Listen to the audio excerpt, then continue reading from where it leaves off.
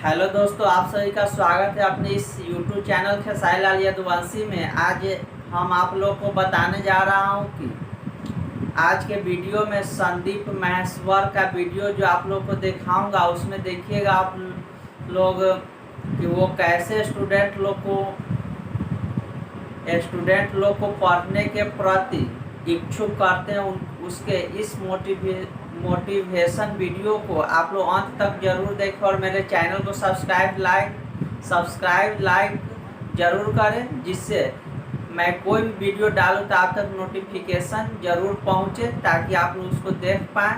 और इस वीडियो को आप लोग अंत तक जरूर देखें, ताकि आप लोग कुछ उससे समझ में पाए कि उस मोटिवेशन में व्यक्ति को कैसे जागरूक करते हैं पढ़ने के प्रति। और एक स्टूडेंट था 12th स्टैंडर्ड का, ब्रिलियंट स्टूडेंट। उसने अपनी एक गोल सेटिंग करी। उसने अपना एक टारगेट बनाया कि मुझे 12th में, मतलब कि बोर्ड्स के एग्जाम्स में 98% चाहिए। और उस टारगेट के बेस पे उसने आगे की अपनी सारी प्लानिंग कर ली कि जब मेरे 98% आएंगे तो मेरा इस कॉलेज में एडमिशन होगा, फिर मैं ये करूँगा, फिर मैं वो करूँगा। ऐसे ऐसे सारी प्लानिंग करता चला गया। एग्ज़ाम्स हुए, रिजल्ट्स आए, उसकी परसेंटेज आई 96% और उस लड़के ने सुसाइड कर लिया। और ऐसे एक या दो एग्जाम्पल नहीं है, इंडिया के अंदर हज़ारों ऐसे एग्जाम्पल्स हैं जिन्होंने नंबर कम आने की वजह से सुसाइड कर लिया। ये तो हो गया एक एक्सट्रीम एग्जाम्पल। लेकिन अगर मैं बात करूं उन स्टूडेंट्स की जो नंबर कम आने की वजह से डिप्रेशन में चले गए, परेशान हो गए, ज़िंदगी से हार गए, जिनका कॉन्फिडेंस ज़ीरो हो गया, जिनको कुछ समझ नहीं आ रहा कि हम आगे क्या करें, तो ऐसे कितने स्टूडेंट्स होंगे इस टाइम इंडिया में? लाखों हैं, करोड़ों हैं, पता नहीं कितने हैं जिनकी ज़िंदगी खराब हो रही है। किस वजह से? एक गलत ट्रैक पे चलने की वजह से। अगर मैं लाइफ का आपको एग्जाम्पल दूं, एजुकेशन से रिलेटेड जिसकी मैं बात कर रहा हूं, तो क्या होगा?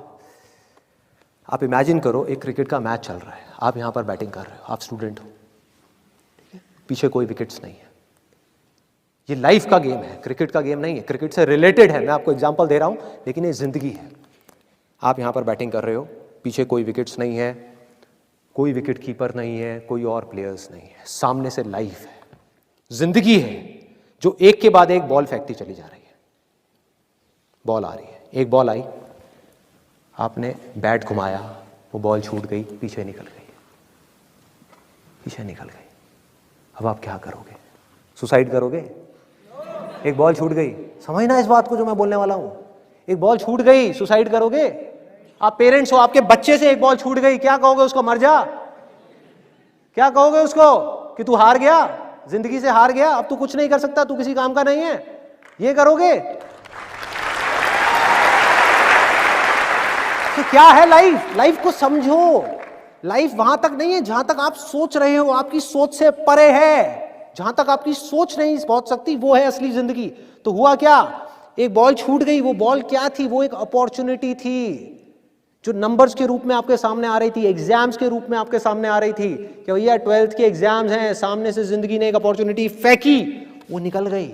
मैं ये नहीं कह रहा वो अपॉर्चुनिटी नहीं थी, मान लिया नंबर आ जाते तो ठीक है, कुछ अच्छा हो जाता, निकल भी गई, क्या फर्क पड़ता है भाई?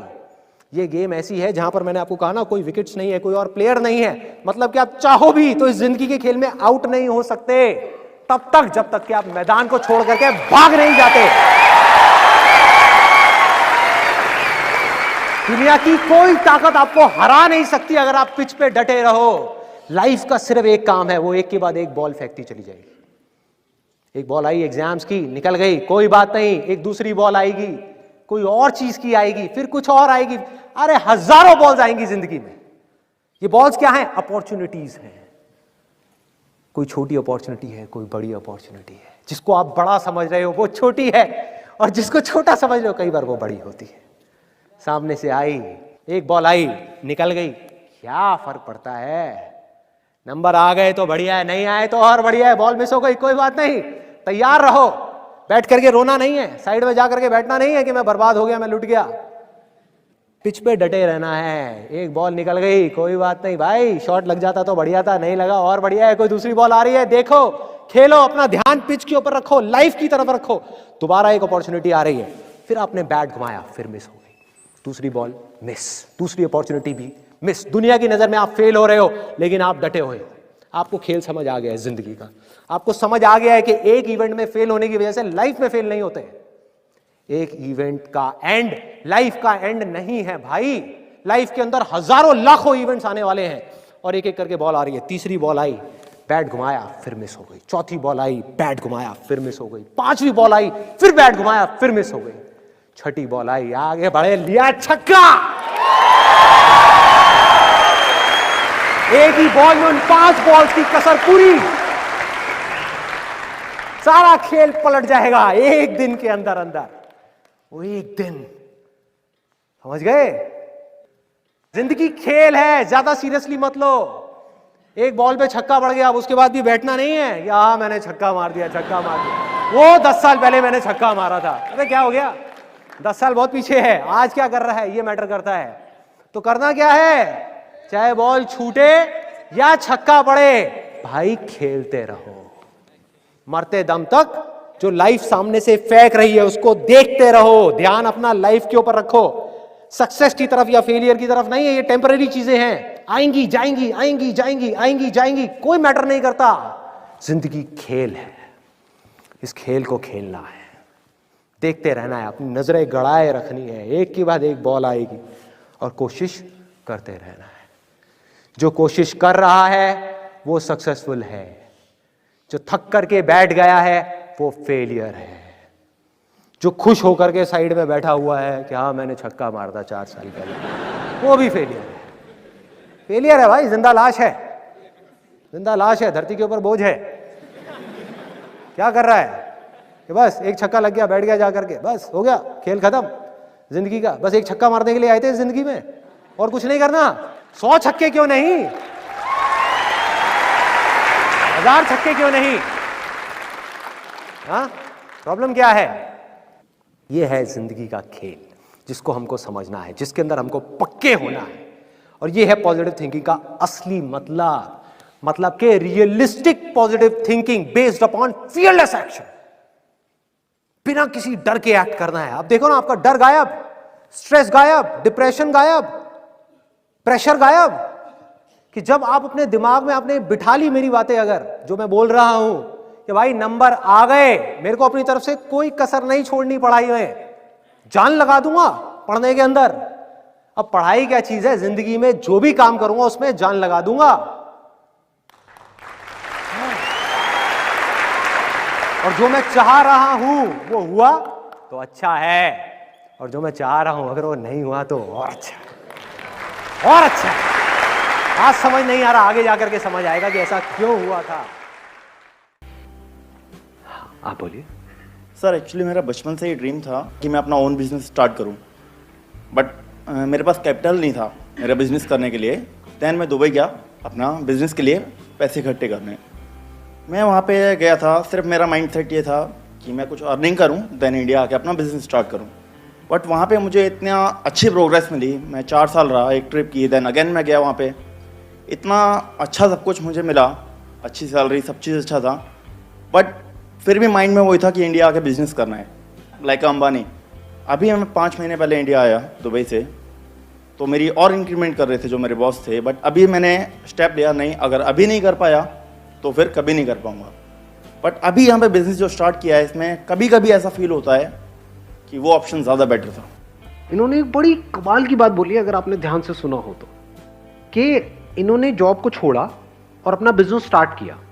अब इनको ये लग रहा है कि यार वो जॉब ही अच्छी थी मान लो, या उस जॉब में भी प्रोग्रेस की कोई कमी नहीं है, वहां पर भी हम आगे बढ़ सकते थे। तो अब ध्यान से समझना, कंफर्ट जोन से बाहर निकलने का मेन पर्पस क्या है? क्या ये है कि हम ये छोड़ करके वो करें? क्योंकि जो भी करोगे उसके भी अपने प्लस माइनस होंगे। क्योंकि जब तक कोई चीज, जैसे बोलते नहीं, कहावत नहीं, दूर के ढोर। हाँ, तो दूर से बड़ा अच्छा लग रहा था बिजनेस कि मैं बिजनेस करूंगा, मैं ये मैं वो। जब जाते हैं, वो करते हैं प्रैक्टिकली, तब हमें समझ आता है कि वो मेरे लिए है या नहीं है। तब ये भी समझ आता है कि जो हम पहले कर रहे थे वो मेरे लिए है या नहीं है। तो कंफर्ट जोन से बाहर निकलने का मतलब ये है कि एटलीस्ट जो भी आप रिस्क लेना चाहते हो अपनी लाइफ में, अभी टाइम है आप लोगों के पास में, लो तो सही। अब इन्होंने रिस्क लिया, इसका मतलब ये नहीं है कि वहां से निकलोगे तो बिजनेस आप करोगे तो उसमें सक्सेसफुल होना है, नहीं। कंफर्ट जोन से निकलने का मतलब ये है कि एटलीस्ट अब आप वहां से बाहर निकले, आपने बिजनेस ट्राई किया, हो सकता है वो बिजनेस चले, हो सकता है ना चले, because it depends upon lot of factors. नहीं भी चले, अगर आप वापस से वहां भी गए जहां पर आप पहले थे, तो एटलीस्ट आपके अंदर से जिंदगी भर के लिए रिग्रेट निकल गई। ये रिग्रेट तो गया ना हमारे अंदर से हमेशा के लिए कि मैंने ट्राई नहीं किया। ये इंपॉर्टेंट है लाइफ में। उसके बाद अगर आप वहां वापस भी जाओगे तो आप नोट करोगे आप पहले से बहुत ज्यादा अच्छे से काम को करोगे, और माइंड में ये जो कॉन्फ्लिक्ट चलता रहता था कि ये करूं या ये करूं, वो हमेशा के लिए निकल गया, खत्म।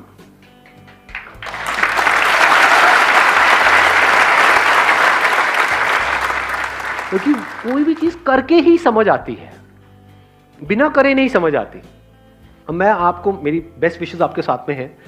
I wish from the bottom of my heart कि जो आप कर रहे हो उसमें आपको सक्सेस मिले, 0.1% ना भी मिले because of whatever reasons, और आप वापस भी जाओ तो अब एटलीस्ट वहां पर जहां भी आप जाओ वहां पर खुश रहो। लाइफ में ये सबसे इंपॉर्टेंट है। अभी भी ये चीज़ बहुत डिस्ट्रैक्ट करती है। जैसे कंटिन्यू उधर की जो कंपनीज थी वहाँ पे जो मेरा लिंक था, आई वाज इन सेल्स, तो अभी भी ऑफर्स आते हैं, तब माइंड बहुत डगा जाता है कि हाँ। क्या करना चाहिए। और वो इसीलिए ऑफर्स आ रहे हैं क्योंकि वहां पर Reason आपने because- बहुत अच्छे से काम किया।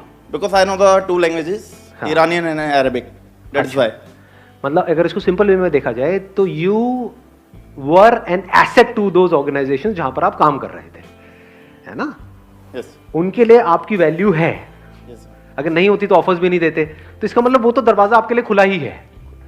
तो अब आप अपना एक माइंड मेकअप कर सकते हो कि मेरे को अगले 1 साल तक लग करके उसके ऊपर एक्ट करना है, और फिर 1 साल बाद देखना है कि इसमें से क्या निकल करके आ रहा है। अगर तो कुछ निकल के आ रहा है तो बहुत बढ़िया है, नहीं तो I will go back there, but you must give it a shot, क्योंकि बिना दिए वो समझ नहीं आता।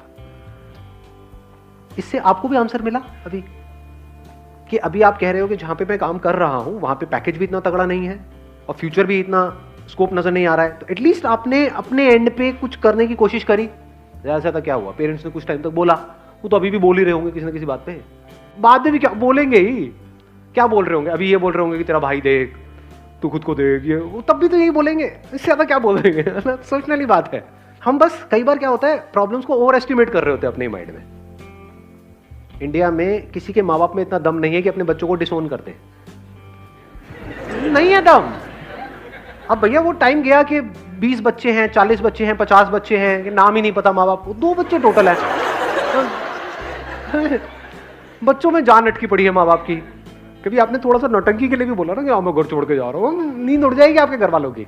कभी करके देख लेना, ये नौटंकियाँ करी भी होंगी, मैं करके क्या देख लेना।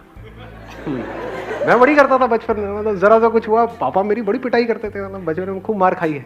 जब भी पिटाई होती थी मैं जा रहा हूँ घर छोड़ करके, छोटा सा होता था, घर छोड़ के चला गया, पीछे पार्क में बैठा हुआ हूँ, फिर मम्मी आती थी मनाने के लिए, नहीं नहीं बेटा आ जा, मैं नहीं आ रहा, मैं यही सोऊंगा आज रात को, मतलब नौटंकिया। तो कहने का मतलब है हम बहुत ज्यादा ओवर एस्टिमेट कर रहे हैं इन चीजों को कि वो क्या कर देंगे, क्या कर देंगे, मार देंगे, समझ लो, क्या बोलेंगे ही तो बोल तो अभी भी रहे हैं।